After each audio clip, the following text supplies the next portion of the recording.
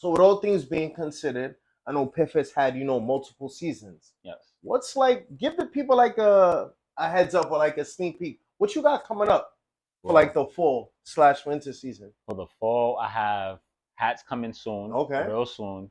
I have rip away track pants. Okay. Bracelets coming soon. Yeah. And We'll zoom in on that one. Don't worry. Yeah. And crew necks and hoodies. Oh, how could I forget? You just did the tennis campaign. What was the that like? tennis. Oh, that was great. We went to, what park was that? We went to the tennis courts, of course. Looking at IG.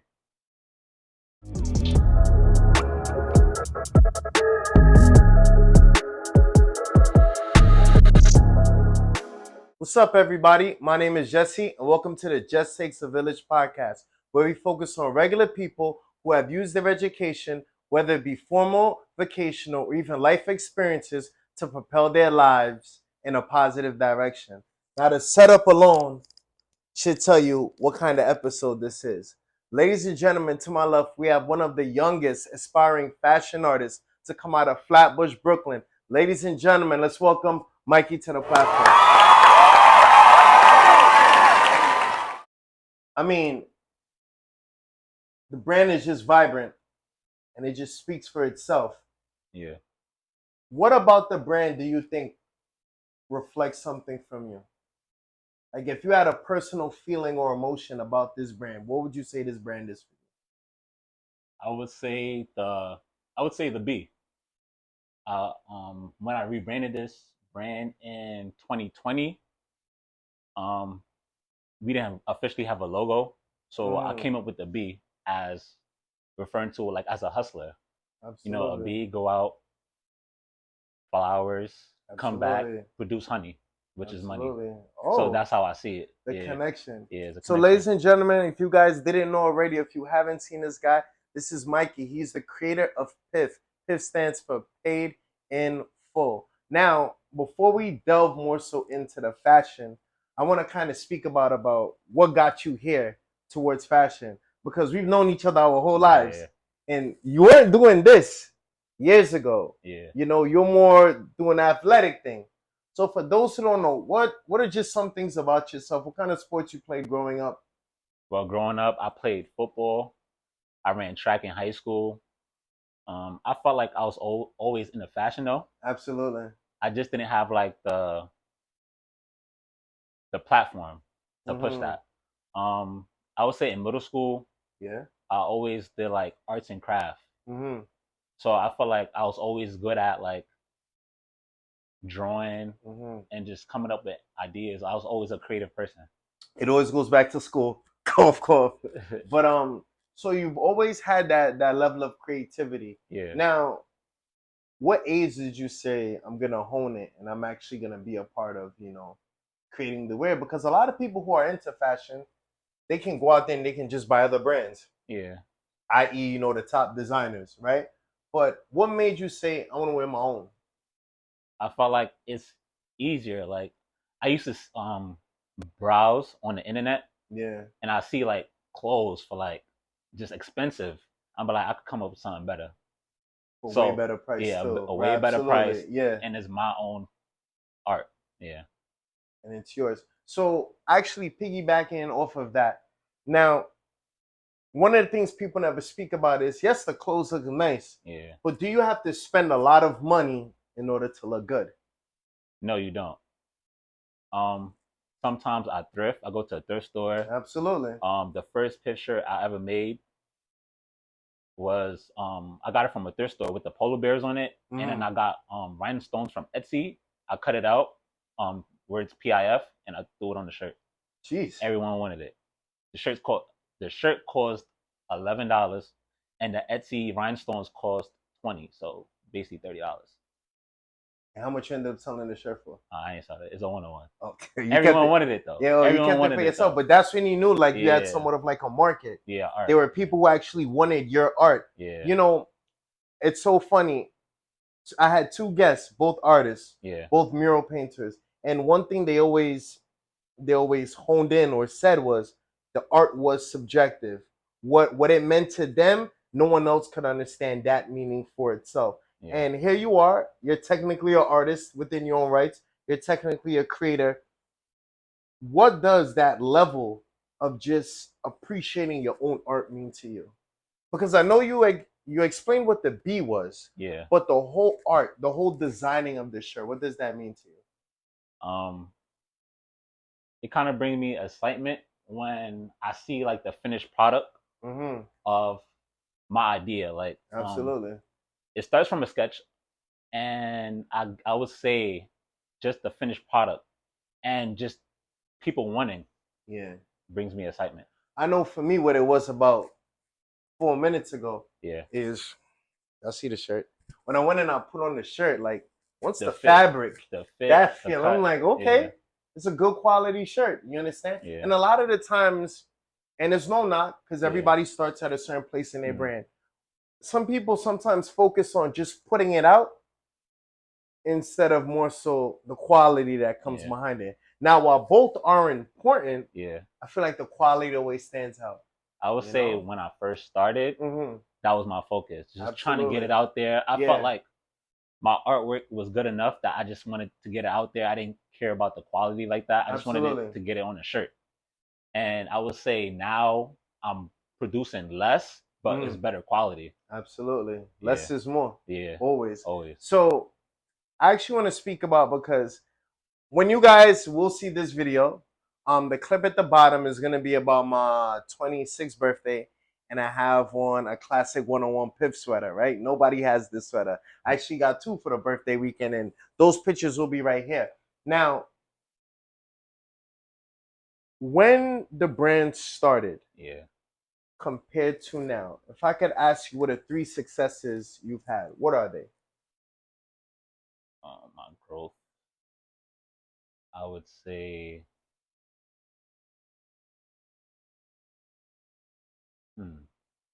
I would say when I found out about Alibaba and they had manufacturers there. Because before I used to go to King's Plaza to get my shirts done, but now I get them professionally made in China, from China. Oh, so you outsource to China? Yeah. You don't support the American? No, I'll play with you. But yeah. Yeah. Because for those who don't know, Alibaba is basically an eBay, but for China. Yeah. Everything eBay has, Alibaba has it times 10. Yeah. You know? So you order your stuff through Alibaba. So you mentioned your growth. Yeah. What else? I would say marketing. Marketing, growth marketing. But before you jump, why marketing? I would say marketing is important for the brand because it's a lot of other clothing brands out there too. Absolutely. And I feel like not a lot of people get to see like certain posts on social media. So pushing like the brand is important. Based on the fact is you can only sell the brand to the people who see it. Yeah. You understand? And since social media is like our big version of the network, right? Yes. We can literally social network with people from all different 50 states in different countries. Why not market through social media? Yeah. You know, it's not like in the early 2000s, if you were getting a brand off the street, you would hand to hand it or you would walk into a store. Now things are completely different now. You know, the internet era. So you have your growth, your marketing, and what would you say is your last one? The last one.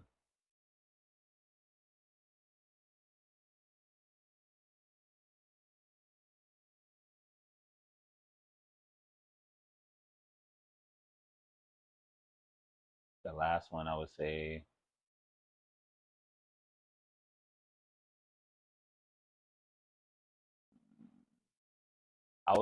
brand identity.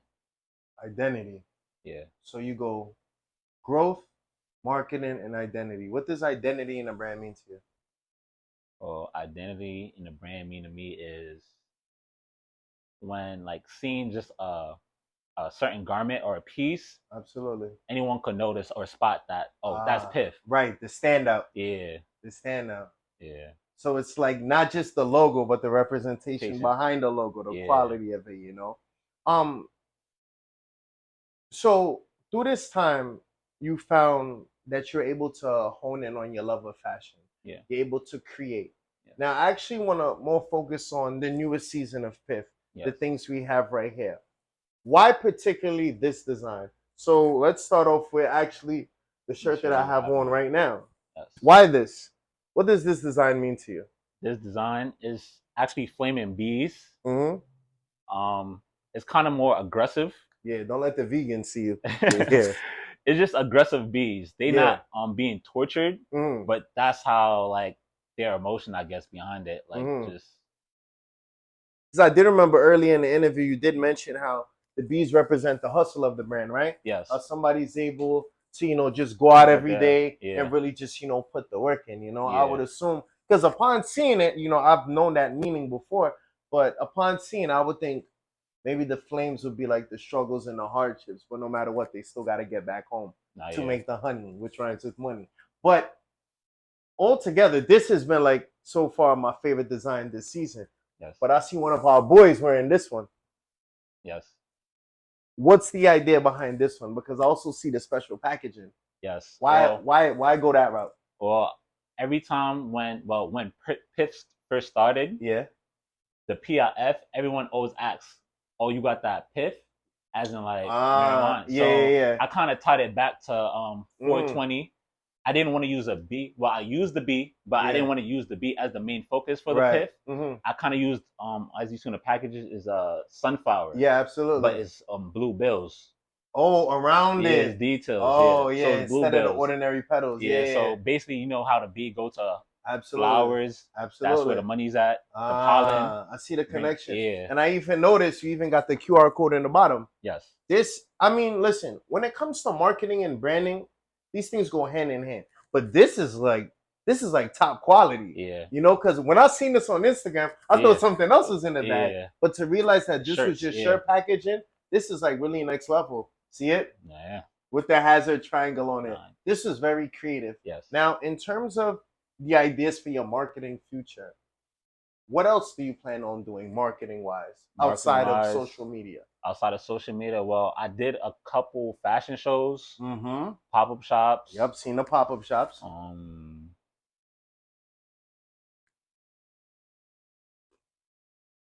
Well, that's about it for now. Okay, and do you just hope to keep building on and going on? That, yeah. Are you currently in any stores? Oh yes.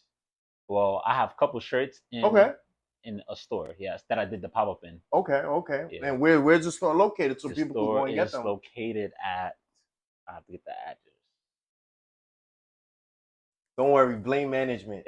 Management's supposed to have the address and everything waiting already. But if you go to the page, it's the only page we're following. We only following one page? We only following one page, but that's the only page that we collab with. Absolutely. The page is pvid.nation. Absolutely, pvid.nation. And listen, if anybody's so confused to this part of the interview, you would have seen the tag in the beginning. The link will be in the description. Mike's personal Instagram will be there. Everything you need will be in the description, right?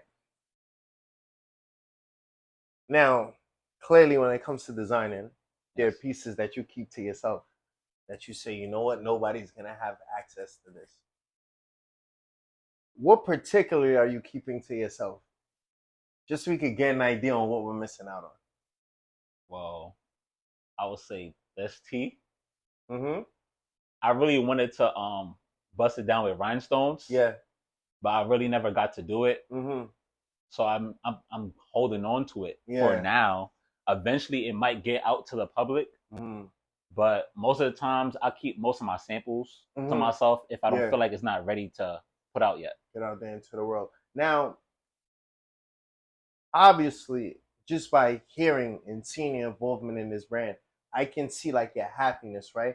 But also with being in your particular field, there are other, younger designers who hope to get to where you're at and be more creative on the marketing end. What advice would you give these young designers coming up?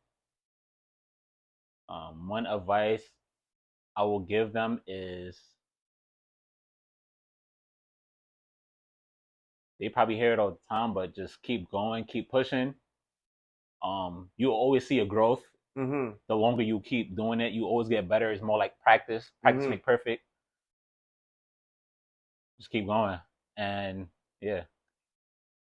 Because I feel like, so many young designers, they get discouraged. Yeah. Because let's say I put on a shirt and they go, what is that? What is this you have on? And it kind of like breaks their confidence. Yeah. Because I know sometimes in whether it be fashion or any passion you're chasing, sometimes when the people around you don't see it or they don't support it, it does something to your confidence. Yes. Because at this point, all you're asking for is support. Support, yeah. Now, with this being a Just Takes a Village podcast, we tend to hone in on the members of our villages who have personally helped us and got us to where we're going in life. So who would you say are some members of your village that, you know, that really kept you going? The ones that said, you know what, Mike, we supporting you. You know, we want you to be good. Who are those people, if you could just mention a couple? Or a couple. Yeah. I would say Hirsch. Yeah. Jess. Shit it. Nick. Gussie. Yeah. You know, the guys. Yeah. My nephew. Yeah. My family. College friends. Especially college friends. Yeah. I felt like when I was in college, I had a lot of time on my hand and they kept me going. Like, yeah. Absolutely. Where'd you go to for school? University of New Haven. Okay. In Connecticut. And you graduated? Yes. What you got your degree in? Business management. I tell y'all all the time, all roads lead back to school. Yeah. How has the business management helped you out in this version of your life? He like, nah, it ain't do nothing for me. I mean, listen, if it's not applicable, it's not applicable. But you're running a business with a business management degree, so something gotta click, no? I would say after I graduated, I wanted things to look more professional. Absolutely. I just wanted a different look for the brand, a better approach with everything. Absolutely. And yeah. What do you think would you say fuels your creativity as you keep making these designs? What's keeping you going? What's sparking the flame? My experience with just putting myself in different environments. Okay. Experiencing new things. Right. That I don't normally do. Yeah. Stepping out my comfort zone. Doing interviews. Yeah. Because for those who don't know, you're not really the most talkative out of the group. So I know even just you taking this step is a step in the right direction. You know, we actually, from the platform and all of the guys, we want to tell you thank you too, you know, because we know this is very big for you, you know. Yeah. Not everybody you come across in life is going to be social. You know, some people just want to create and just focus on just the main things in life, the things that help them keep going, you know. So with that being said, you were able to get your formal education by going to University in New Haven. Yes. You were able to start a business. You were able to start a brand. Where do you see yourself in the next 5 years with the same level of hustle and focus that you've been displaying? Well, in the next 5 years, I see myself with a storefront. I see myself having the brand as it's already a side hustle, but I see it like more consistent. I see it expanding. I already have people from Paris following the page, supporting me. So I'm trying to get out more. That's more big. Global. Yes. Absolutely. Going global is once you go global, you can never come back. You know? Fashion shows. Yes. I know you go to them sometimes. Yeah. You know, what's that experience like? That experience, well, it's kind of like fashion shows is more like on a weird side too, because people try to stand out. Right. So like when you go to fashion shows, not only the people that's walking is like have the main attention, the people who's also on the side have attention too. Right. So I feel like just going there and just trying to stand out. Absolutely. And that standing out also leads to, I guess, more creativity when it comes to the brand, because I don't want to have on a plain white shirt. You got the plain white shirt and you got the plain white shirt. And we all three got different brands. Who's going to be able to tell the difference? Yeah. But it's like there's something, whether it be the logo, the material, the style, the influence, who's backing it. Yes. So another thing I also wanted to ask you. In terms of the overall building of the brand, who else have you added, or what other people have you added as like a team? Because, you know, the brand is nothing without the team. Yes. You know, who else have you added? Because I'm pretty sure it would possibly be hard for you to be the creator, the designer, you run the Instagram, You got to do all of these things and book dates and pop up. I'm not saying it's impossible. Yeah. But I know for those things, like you need a team. Yeah. Who have you added along the way just to help ease some of the brand stress off of you? Well, I added Hirsch along the way. Yeah. He helps with the marketing. Okay. Shout out Hirsch the marketer. Just Pyro Entertainment. Help the page grow. Mm-hmm. I also have I'm also in a group called Hood Visionaries. Okay. HV. I'm in there with I started the brand with Quad too and Mani. So they also help me with like the visuals, sometimes with the designs, and just different things. So you got a design team and you have management. Yes. So for all of the younger designers out there listening, listen, it doesn't take too much money, but if you have a dedicated core friends group, put them to work and allow them to see your vision in the same way. Yeah. You know, because all of these big brands, they all started someplace before, you know. Yeah. Ralph Lauren didn't do it by himself. Yeah. Tommy didn't do it by himself. You know, Roberto Ticci didn't do it by himself. But along the way, you keep building and you keep growing. Last two questions that I have for you. Because you have the sports background, right? And you know kind of like how football jerseys look. Do you ever see yourself designing a uniform? A uniform? Yeah, for any of like, you know, your favorite sports teams? Oh yes, I do. I kind of not sampled. I sketched up a couple jerseys. But yeah, I do see myself. Yeah, end game. Yeah. And for the last one, you got a choice of 5 celebrities that you want specifically to wear your brand on your next runway. What 5 celebrities are you picking? A$AP Rocky. Definitely Gunna. Yeah. Dog. Get that out the way. A$AP Rocky, Gunna, Thug. Lil Yachty. Yachty.